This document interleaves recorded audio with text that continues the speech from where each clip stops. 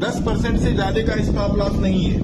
ये आप लोगों ने भी मतलब ये मैं बार बार बात क्यों कर रहा हूँ कि 10% से ज्यादा का स्टॉप लॉस नहीं है, यही है ना। तो क्या 10% की स्टॉप लॉस को व्यू में रखते हुए क्या इसमें पोजीशन बनाई जा सकती है इन सारों में? बोलिए। बनाई जा सकती है ना। जैसे जीआरएसी आपका 1521, रैलिस इंडिया आपका 236, ये एंट्री प्राइस में बता रहा हूँ यहाँ देखकर।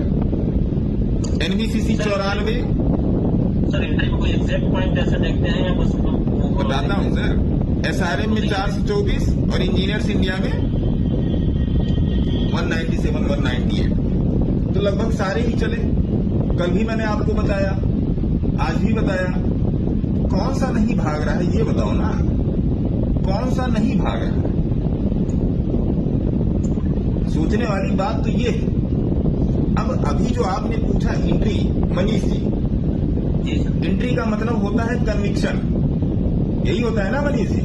जी बिल्कुल, कन्विक्शन की बात। एंट्री का मतलब होता है कन्विक्शन, कि आपको उस प्राइस पॉइंट पर कन्विक्शन कितना है, जो आपको आता है एक्सपीरियंस से, जो किसी को पढ़ाने से नहीं आएगा, प्रैक्टिस से आएगा। इसीलिए उस चीज की मैं प्रैक्टिस करवा रहा हूं, इसीलिए मैं उस चीज की प्रैक्टिस करवा रहा हूं। क्योंकि जब तक मैं आपको कम से कम 100 चार्ट नहीं दिखाऊंगा, तब तक आपके ब्रेन को सिग्नल जाएगा ही नहीं। गलत बोल रहा हूं। तो ये बात हो गई। दूसरी बात, जो लोग 10% की मोह माया में इन्वॉल्व है, तो यही दिक्कत होती है कि आप जाके यहां पर खरीदते हो, ये गिर जाता है, क्योंकि आप बॉटम आउट नहीं कर पा रहे हो किसी चीज को। कैश ट्रेडिंग का मतलब ही है बॉटम आउट करना। कैश ट्रेडिंग का मतलब ही है बॉटम आउट करना। आपको बॉटम खोजना ही खोजना है।